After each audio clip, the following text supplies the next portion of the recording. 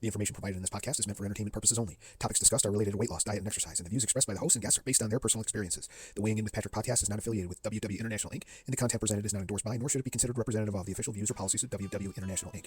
This podcast does not constitute a counseling relationship and does not offer mental health or medical advice. Always consult with your physician or healthcare professionals before making any changes to your diet or exercise routine.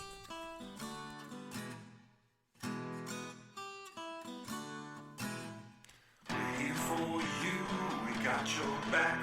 You'll make it through when points you track. You can do it, you got this. You hit that target, you can't miss. Keep on fighting, you will win. Keep reigniting the fire within. Steady and slow, no need to rush it. We all know you're gonna crush it. Crush it. Crush it. Crush it. Climb that mountain, you'll reach the peak. Those points keep counting, you're on the streak. When you go to meetings every week, you will hit that goal you seek. Keep on fighting, you will win. Keep reigniting the fire within. Steady and slow, no need to rush it. We all know you're gonna crush it. Crush it. Crush it. Crush it. Fight that battle, remain strong. Stay in the saddle and hold on. Once you've set your mind to it, you will succeed if you don't quit. Keep on fighting, you will win. Keep reigniting the fire within. Steady and slow, no need to rush it. We all know you're gonna crush it. Crush it. Crush it. Crush it. You have support here from your friends. If you fall, we'll help you up again. So you can crush it. Crush it. Crush it. Crush it. The song is entitled Crush It, and the composer and performer is today's guest, Rick Bethel. Well, that's his stage name anyway. Rick sat down with me following the 9 a.m. meeting on Saturday, September 21st, and shared his experiences of the ups and downs of the gain, maintenance, and loss of body weight over the span of his life. He shares a story about growing up on Long Island, New York, in an Italian family that practiced the message love is spelled F-O-O-D. We touch on some topics that I hope you will find helpful and interesting. Rick provides a little bit of his background. This session was split into two, and the second part will be released following the quality control process, otherwise known as editing. So for now, sit back, or if you are exercising, speed up as we present Rick Part 1.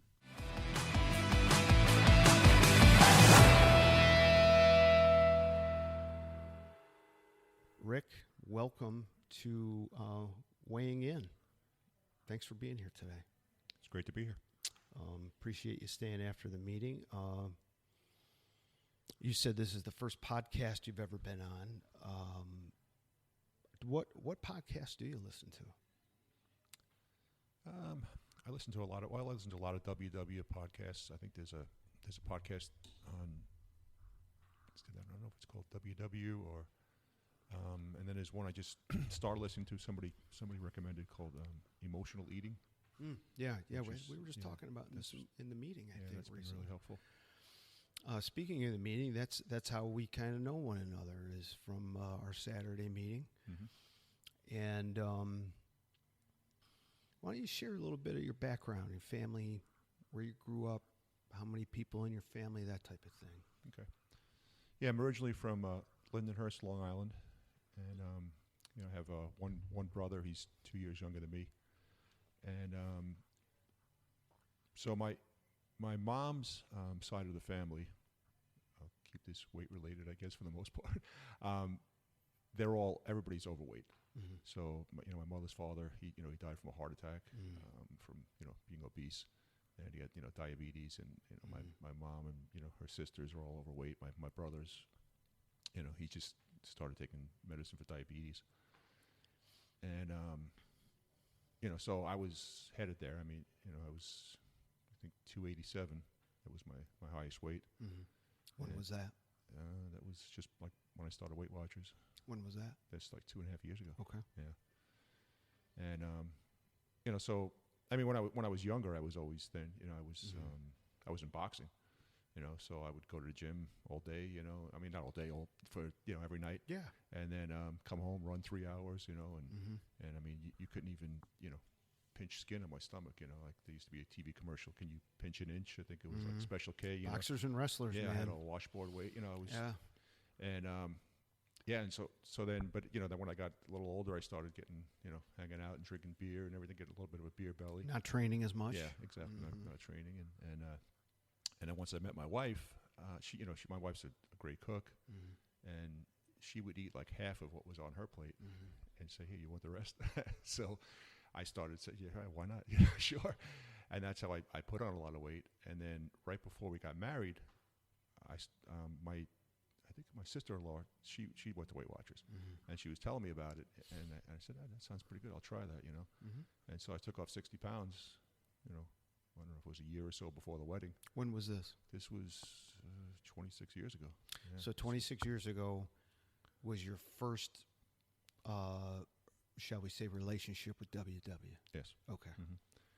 And then I don't know why I stopped going there, but I've been on every diet probably, Mhm. since then.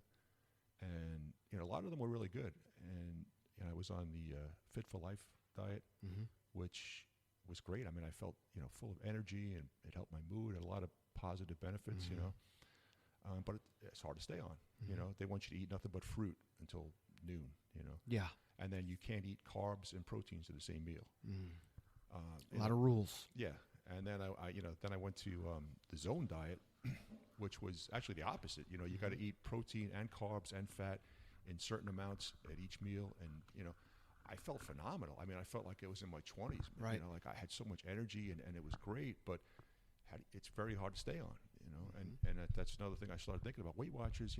One good thing about it is really you can eat whatever you want. Mhm. And at times that can be a good thing or a bad thing because you can make it unhealthy. Sure. And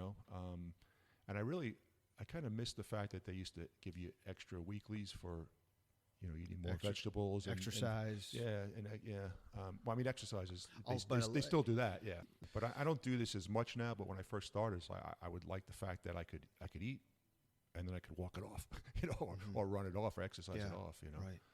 And So if we can back up, you were talking about most of the folks in your family were big. Mhm. Was there ever a time where you or someone else in your family tried to kind of raise their hand and say, hey, we seem to be killing ourselves by what we're eating? And I don't say that like, duh, but Yeah. that's just how we human beings are sometimes. We're oblivious, like back when smoking was more prevalent on the planet. You remember you could smoke in hospitals, you could smoke on airplanes. I used to work in a hospital, and you could go, really every floor in this one hospital that I worked at had a solarium. It was like a lounge, TV lounge, and patients would go in there, and they had one, but they all had ashtrays. Yeah. And they had one up on the oncology, on the cancer floor. Mhm. And you go up there and you see a bunch of cancer patients and they're smoking away, you know?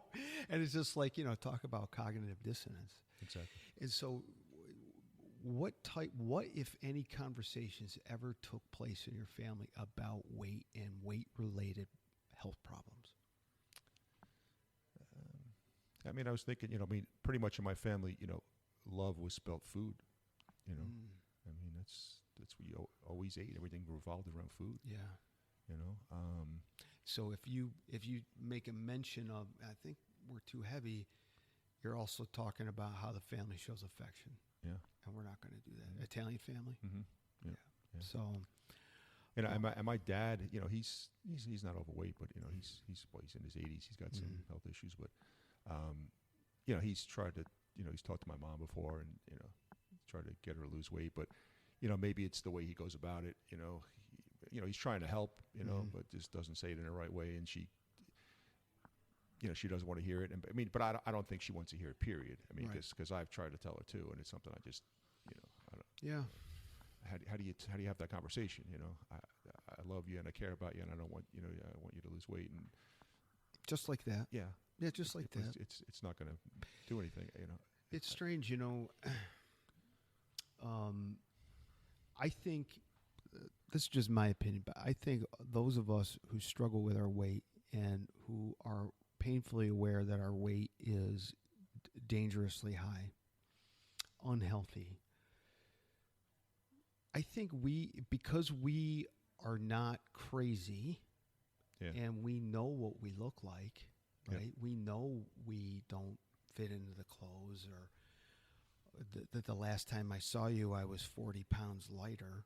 Like, I know you see me as being heavier. I think we're waiting kind of sometimes for somebody just to kind of step up and say exactly what you said. Hey, I care about you, and I'm worried about you.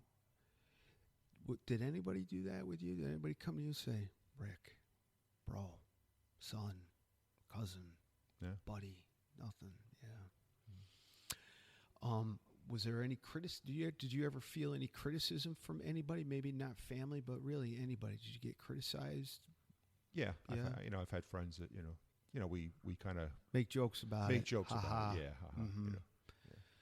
Yeah. And again, I got guy friends too, obviously, and we can be. That too is one of those weird ways we show affection, right? Mm-hmm. I'm going to bust your chops to show you. Right? What about peers at like school? You had said you were. When were you boxing? Let's start there. Like from when I was like 13 to 16. Was weight an issue before 13? No. You just said so. You had mentioned you got a little bit of the ADHD. Mm-hmm. Were you a hyperactive kid, do you think? No. Okay, so not hyperactive, just had that kind of inattention type stuff, exactly. Right? And you trained, and you ate, and you trained, and you ate, and you trained. I ate healthy, though. Right. Yeah. But I mean, at that point, that's all. I ate. Yeah. In fact, I couldn't even think of putting anything unhealthy in my body at that point. It would like. I don't want to eat junk food. Just because my body would feel different because I felt so good. Food in that case sounds like you started to look at food as fuel purely. Exactly. Fuel. Yeah. So how much time do you think from the time you were no longer boxing and training at that level? Mm-hmm. When did you become aware that the weight was beginning to become an issue, and how did that happen for you? Probably in my early 20s. How did you become aware that it was becoming an issue? I mean, like I said, a lot of it was just drinking. You could just tell. Beer belly, and so it was. Early 20s, you got married? No, I got married in 34, I think it was. Okay. Yeah, wow. I got You're a late bloomer like me. Yeah.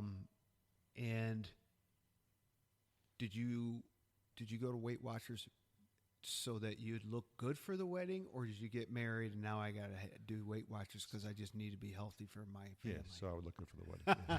Oh, you had a weight and a date in mind, right? and but you've also mentioned all the different types of diets that you've been on. Yes. And they were all, it sounds like, equally effective in getting you to lose the weight. Yes. Maintaining that weight was a different story. Yes. And you, if I heard you right, you said, that worked, and I don't know why I stopped doing that. Yeah. So looking back, what do you think? Yeah, so I think this time when I decided to join Weight Watchers, I said to myself, I'm going to do Weight Watchers for the rest of my life. The rest of my life. It's kind of like being married, right? I mean, I made a commitment. I said, that's it. I'm going to do this no matter what. Right. What were the reasons, though? Because I was just tired of Of what? being overweight. I mean, I couldn't even bend down and tie my shoes without being out of breath. I'm on blood pressure medicine. I feel like your eyeballs coming out of your head. That CPAP, I'm tired of that CPAP and not being able to sleep and just feeling like garbage all the time. So sleep apnea, type 2 diabetes? No. I don't have Okay. diabetes, no. Well, that's good. Yeah. That I'm not getting any younger. And, right. I mean, I'm that's feeling it's on the horizon. Yeah. Even for people that don't have weight issues, like, there is such a thing as skinny diabetes. People become type 2 diabetic just because their diet is just so unforgiving. Yeah. And my mother she's a shut-in right now. She doesn't go anyplace. She, Yeah. And I don't. Why is that? Because of the weight, Because she physically can't move, Yeah. or is it a combination of she physically can't do it, but she also feels a certain way about being seen, or I don't think that. It's just just Gotcha. physically. Yeah. has that ever been an issue for you? Thinking, and I'm not saying it should have been. It's just a question. Here's a little disclaimer. Every question I ask is about informing my ignorance. It's never a statement in disguise as a question. Okay. Mm-hmm. Have you ever felt like you didn't want to go out in public? You didn't want anybody to see you, especially people that remember you at a lighter weight or at a different physical conditioning level? Was that Not ever really. an issue? No. Why do you think that? How did you escape that fate? Because it sounds like you got some messaging possibly early on in your life about, well, we don't judge people by how big they are or how small they are. Maybe that's why I don't know. But I mean, I know it bothers me. Sure. I mean, I've seen pictures where I did take off some kind of weight, a little bit of weight, and I was Yeah. like, wow, look, I don't have this big gut. I'm sick. I look at myself in pictures and I see this big gut, Yeah. and it kind of, I know it definitely bothers me. So, it's like having gray hair. Mm-hmm. I never really cared what anybody thought. If I had gray hair, I had gray hair, But it started getting to the point where it's starting to bother me, Mm-hmm. I just recently dyed my hair for the first time. I don't know if I can continue to do that. But, but that's what it is. I look in the mirror and I just feel, just by looking in the mirror, I feel old. So, Right. And that's what it is. I just feel, I don't feel good. I don't like the way I What look. are you in your mid-50s? 59. You're 59. I'm going to be 59. Yeah, Okay. so but I bet you if we took a straw poll in here, how many people here think Rick is over the age of 55? I don't think hardly anybody would say that. Yeah. Right. I've heard that I look young. Yeah. Are there areas in your life where you are especially hard on yourself that other people are like, what? Why do you keep saying that about yourself? What is your problem? Why do you keep saying that? It's interesting.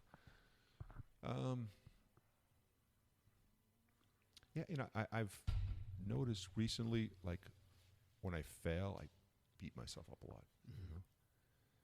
And like even if it's like I'm trying to, I play music and I'm trying to learn a new song and I can't get it, and I'm just like, I just, I get really frustrated, and then I'm like, sometimes I have to go eat, to kind of soothe that that feeling of just, oh, I failed, and now, well, I might as well just go. You know, I blew this or whatever. I might as well go blow that. You know. So eating for you sometimes can be a or any kind of failure. You know, at work, Yeah. if I have, I couldn't fix the machine, I couldn't do this, whatever, and then I get that, in that. So you feel. You tell me if I got this right. So it sounds like something happens. You have an expectation of being able to do a particular thing. Yes. When that particular thing does not materialize, you get super frustrated. The finger of blame turns in on itself. Yeah. And then right after that, you have this, right on the heels of that, you have this desire to go smooth things out with some food. Yeah. What foods would you normally turn to in a time like that? I mean, I think there's a lot of that's the snacking.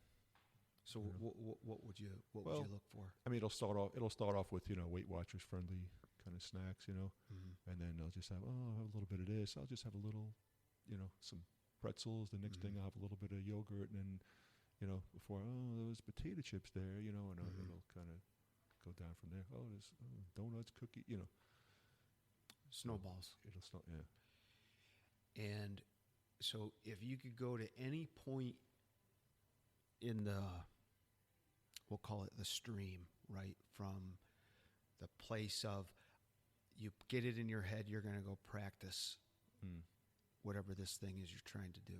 Yeah.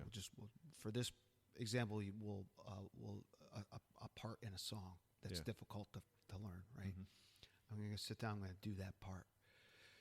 To you've stopped eating the most unhelpful thing at the end of the coping eating marathon, right? So that's your timeline. What if you could go back to any point along there and say, right there is where things went off the rails, and this is what I would have rather have done if I was operating at a higher level. What point would that be? Okay. So, I've been starting to do that. So I notice a lot of it is being tired, which is, one of the things that I think they talk about in that podcast, emotional eating. If you're, I think, bored, angry, lonely, tired, or something like that, whatever it is. But, and so it's not just failing. I'm just so tired that it's bothering me more, So I'm starting to notice when I'm tired, and if I'm trying to do something and I can't, I'll say to myself, you know what, I'm just going to stop trying now because I'm just tired. I'm going to go take a break or even take a nap, whatever. And I'm able to catch that now. So I'm saying, and now that I'm actually sleeping better, I've been going to bed at 9 and getting out of bed at 5. Right. Even though, like I sleep with a CPAP and I have insomnia. So even though I'm waking up in the middle of the night, can't get back to sleep, I'm still getting that bed rest. And I'm not as tired, so that's helped a lot. And sleep is definitely one of the pillars of Weight Watchers. It's sleep is really important. Yeah. And so that's what I'm finding, that just being tired sometimes it makes me more maybe susceptible to kind of beating myself up because but once I realize that it's not me, it's just that I'm tired. And I'm not functioning at my best because of that. During the meeting today, we were talking about. Somebody mentioned setting the alarm. You had mentioned about setting an alarm for late night snacking or no eating after a certain period, right? Yes. And what impact do you think, if any, does eating after, like for you it's 6:30, like? Well, why not eat after 6:30? And I'm not suggesting you should. I'm just wondering why 6:30. What is it about? I mean 6:30? that might be part of it too, because I'm tired. I'm bored. I'm angry because I had a bad day. Whatever. I'm lonely. I'm tired. Whatever. Because and I just not the place you want to be to make important decisions. Exactly. Yeah. Right. And I'm in an environment in the kitchen. Like I said, I started going upstairs. That helped a lot. So then now we're talking your location, proximity. Exactly. Being near a certain thing. So there's time of day, proximity, there's your energy levels, right? So it's not all just me. I'm the common denominator. I must be Exactly. the problem, right? We'll go back a little bit. So you were talking about you had to wait in the date for the wedding. You did Weight Watchers. How much, if any, did you lose at that time? 60 pounds. You dropped 60. Yeah. Feeling good. Yeah. Wedding photos came out brilliant, right? Got these for the rest of my life. Look how awesome we look. And then the drift began. Yeah. Yeah? I started eating my wife's half that she didn't want to eat again, I guess. And Right. That was a piece of it, right? Yeah. And so I'll make an assumption that your wife probably didn't have a history of weight issues. Yeah. And seemed to have that piece in her brain that told her when she really was done eating. Right? Yeah. Yeah. And when you do you remember the first time you started noticing that about other people? Like, there is a thing of 50 chicken wings on the table. What do you mean you're done after 3? Yeah. What? Mm-hmm. Like, I think of wings in terms of how many dozens I ate. Yeah. I mean, my wife and I both, probably because I always had to eat everything on my plate. And Yeah. I think same reason for her. She, she didn't want her kids to eat, Right. and my kids have never eaten everything on their plate. I'm the only one that eats everything on my plate, and they all, leave like whatever, a quarter or a third, Right. whatever they just throw it out like, This is, so when you said that, that I had a flash back to my childhood. Did you ever go to war with your mother about something you wouldn't eat that was on your plate? Not really, because I eat just about anything. Yeah. There's really no food that I don't like. So Oh, really? yeah, not many. Maybe mushrooms. God bless or- you. I wish I Yeah. had that. Yeah. My life would be a lot easier. Maybe I'm not crazy about watermelon. If it's cold, I'll have it. But anything That's else. it? Yeah. I'll eat So it. you don't have a problem with like certain textured foods and Yeah. yeah, there's like entire regions of the earth that I'll never have food from just based on what it looks like or Yeah. what I think it might taste like. Yeah, I'm a coward in that Yeah. respect. So the drift began because it sounds like you started giving yourself permission to not just eat what's on your plate, but you're going to finish your wife's plate. What was your exercise regimen like back then when that started? Nothing.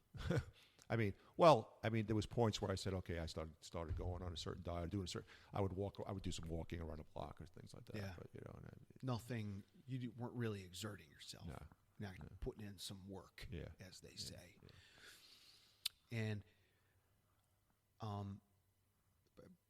forgive me for not remembering this. How long were you involved in boxing?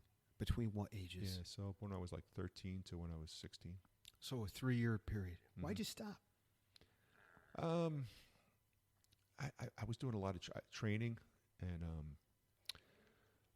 I had a fight, and a guy caught me, and my eye was, blown up. Yeah. And so they wouldn't, and I couldn't fight in the tournament. Mhm. So I was still training because of my eye still wasn't healed enough, and so I kind of got burnt out a little bit, Mhm. doing all that training and that fight. So I said I was going to take a break, and I Right. just never went back.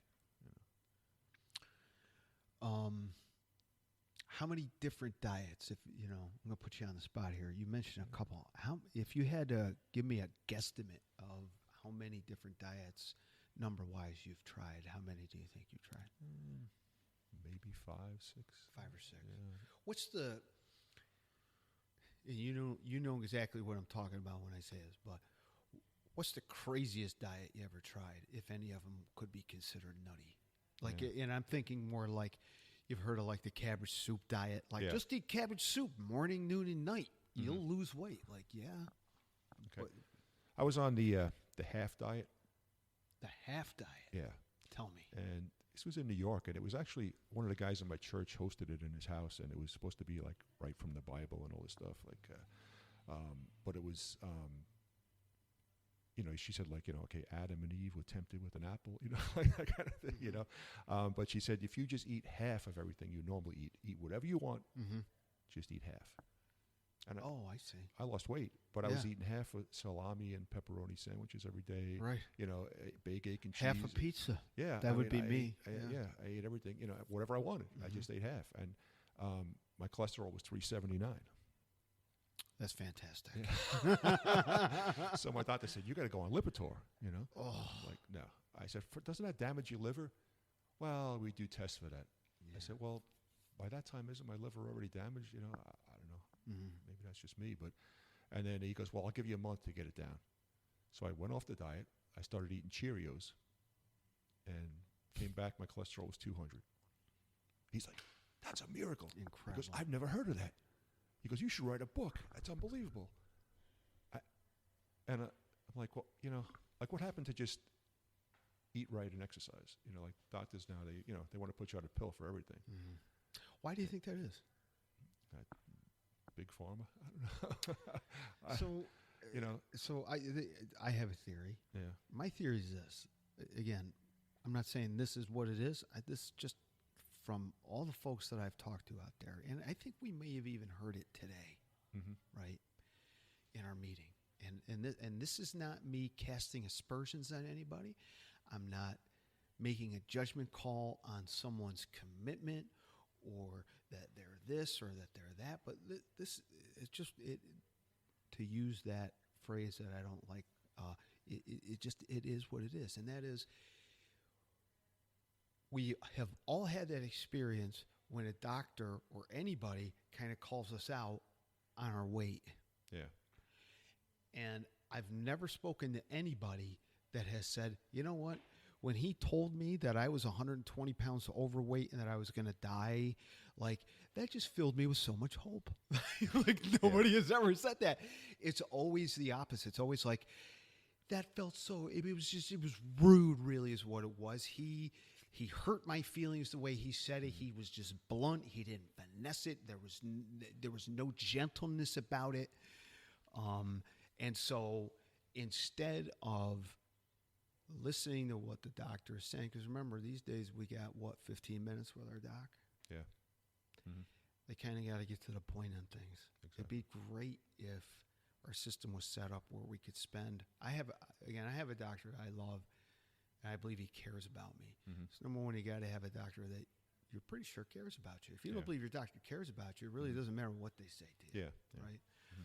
But I think people very frequently have a problem with hearing the message because it means something along these lines.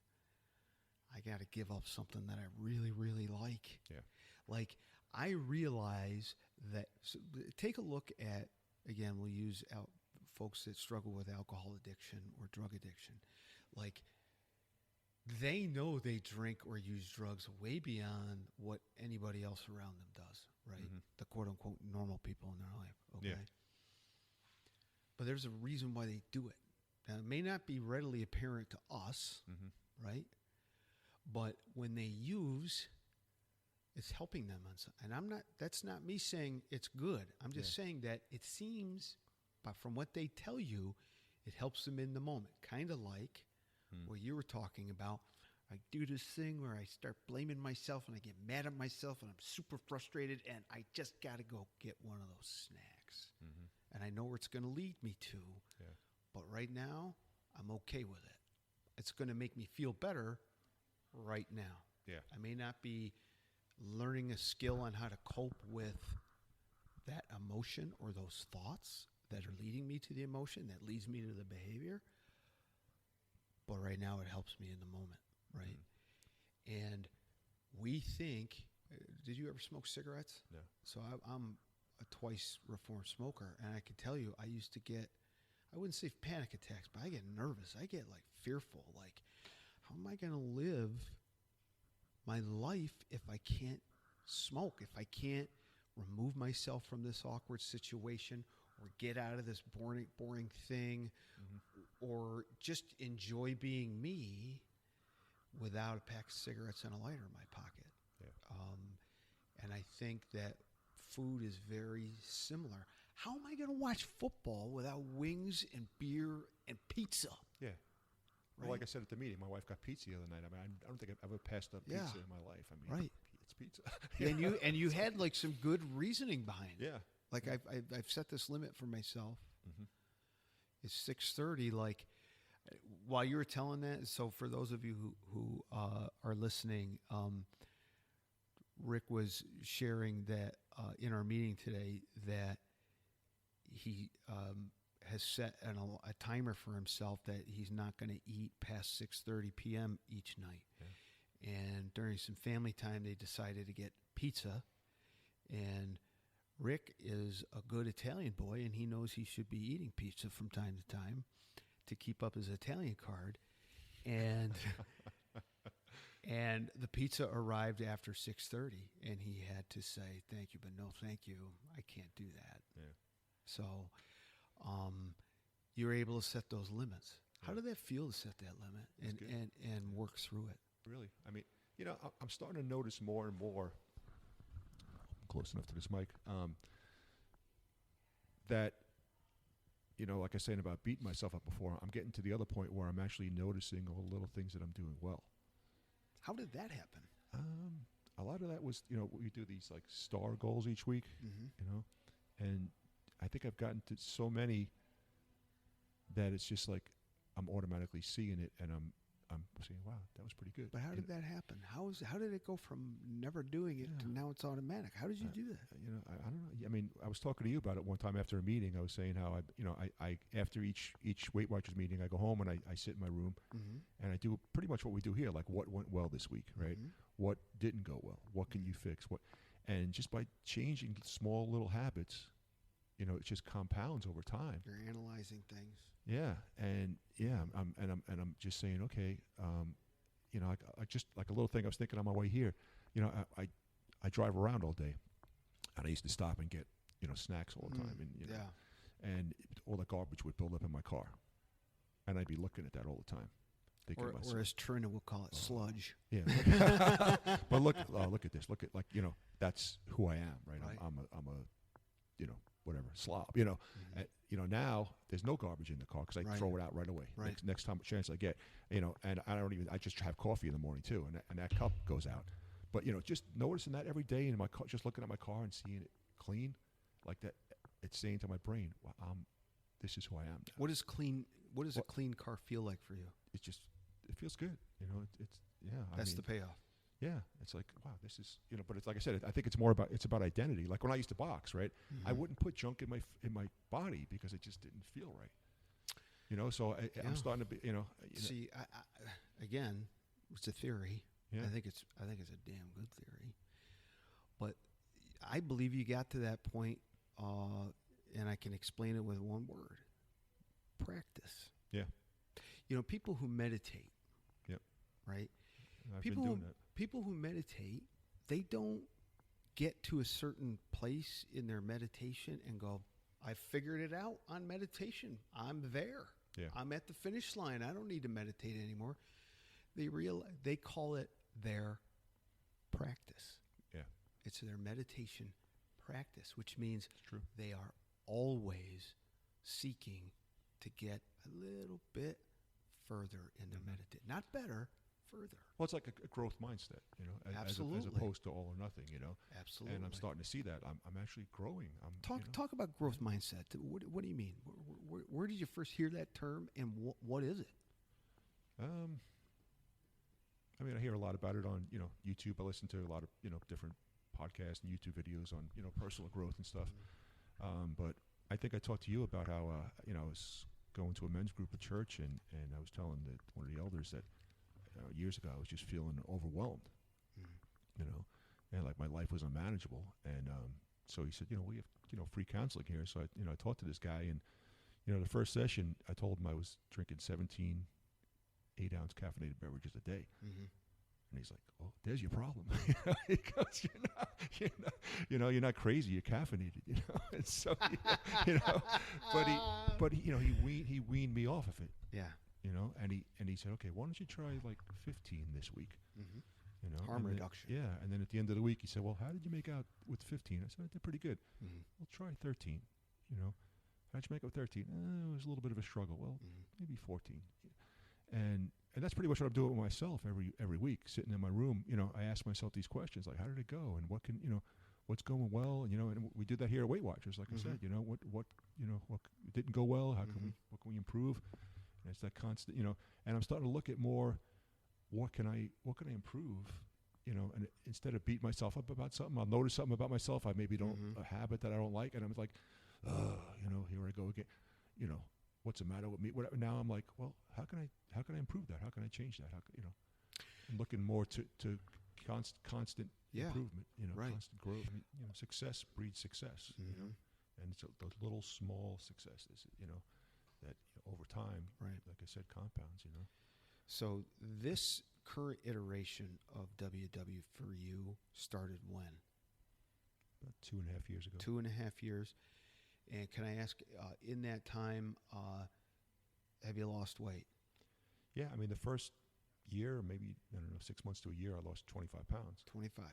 But then, the second year I was up, down every week, up a little bit, down a little, up a little, down a little. And, there was a lot of times where I got discouraged and even thought about quitting, and, but I just kept at it. And, What kept you in it? well, Because you weren't just in a plateau. You were in the peaks and the valleys of you're down 2, up Yeah. 3, down 4, up 6, right? You it wouldn't make your body just refuse to cooperate. It Yeah. sounded like. well, it's like, where am I going to go? I mean, I'm not, I'm not going way up. If I leave, where am I going to go? I'm What's gonna the alternative? yeah, exactly. What So the alternative. at least I'm not gaining. At least I'm, Right, yeah. And I mean, and I had things going on in my life. I was working a job where I was getting home at 7:30 every night, and just Circumstance. Yeah, driving all over. So a lot of it was, okay, a lot of it's circumstance. This will pass, and I'll get back on track, and just coming to the weekly meetings, and hearing different people share, and yeah, every meeting I get something out of it, and that gives me a different perspective, or sometimes you'll get beat up and somebody else will share something and you'll be like, yeah, and you'll get encouraged. And I think in my song I wrote "Crush It," one of the lines was "keep reigniting that fire within." Yeah, I just kept going. What are some of your go-to mantras? Those things that we tell ourselves to, like, all right, I'm having a moment right now, but this is the thing I'm going to access in my brain. What are some of those self-statements that seem to be most helpful to you? So I had 2 managers on my old job, and one guy was always beating me down. He beat everybody down. He was just, Very pleasant person. yeah. You look up toxic bully in the dictionary. It's his picture. I mean, he was horrible.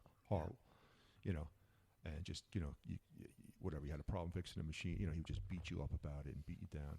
And then he actually became my immediate manager, because my immediate manager, he was like, second level over this guy. This guy left, so he was like, I was directly working with him. That's when my blood pressure went through the roof and everything else. But then I got another manager who replaced my other manager after a year. Yeah. And he was my immediate go-to. And he used to call me rock star. Being facetious. Building me up. Like, Oh, I see.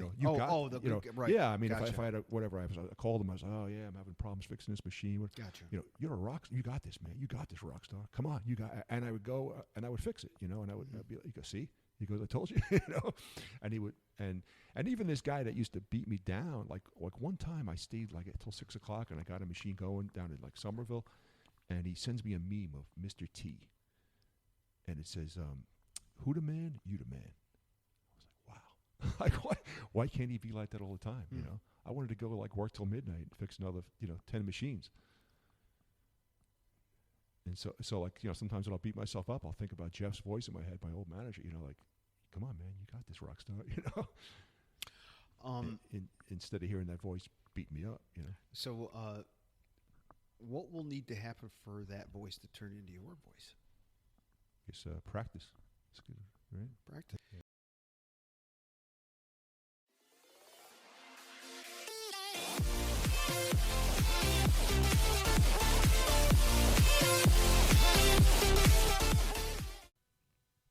listening to part 1 of my conversation with Rick. Part 2 will be released within the next few days. I want you to know that I am a rank amateur at this, and it is usually upon hearing the recording the first time that I end up smacking my forehead, saying and asking, why didn't I ask about this? Or why didn't I ask about that?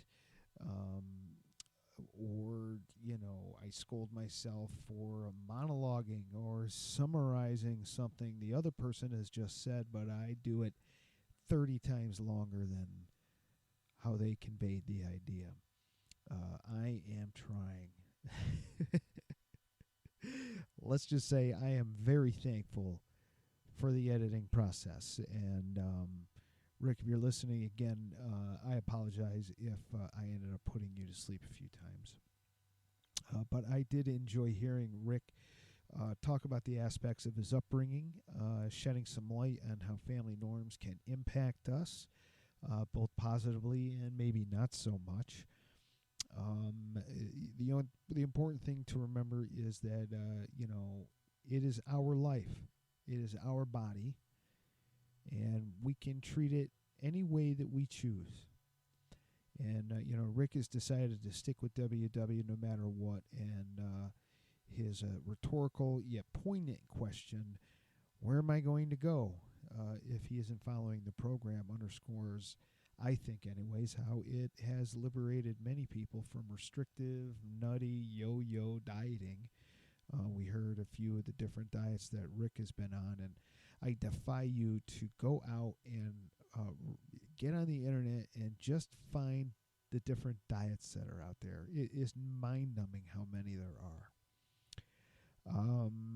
Anyways, I hope that this part 1 of this conversation was entertaining, that you took something from it that you can use as you find your way. And if you think you would like to sit and chat with me, you can flag me down at a meeting. I arrive about 30 minutes before, and I stay about 30 minutes sometimes after. You can send me a message on the app. My handle there is Just Patrick, one word, JustPatrick, Just Patrick. Or you can send me a message to the inbox, weighingin.with.patrick@gmail.com. If you decide you would like to perhaps throw your hat in the ring, as it were, I promise you there's no litmus test. There's no minimum time that one has to be in WW that might qualify you to be on. If you just signed up 3 minutes ago, you're a candidate, a strong candidate, a very strong candidate. If you've been doing this for 47 years, like at least one of our lifetimers has, you are a strong candidate. So no litmus test. Every story has value, a tremendous amount of value. And I promise you, to paraphrase a movie, if you share it, your story will help someone. And that's why this podcast exists, to be a vehicle of support and inspiration to the folks that participate in WW here in our fair city of Rock Hill, South Carolina. So until next time, this is Patrick Hall asking the question. Regardless of where you are with your weight loss journey, what if you found out that despite the latest discouragement, you are exactly where you're supposed to be to learn something helpful towards achieving your goal? Would you keep at it? Of course you would. Hang in there. You can do it. See you next time.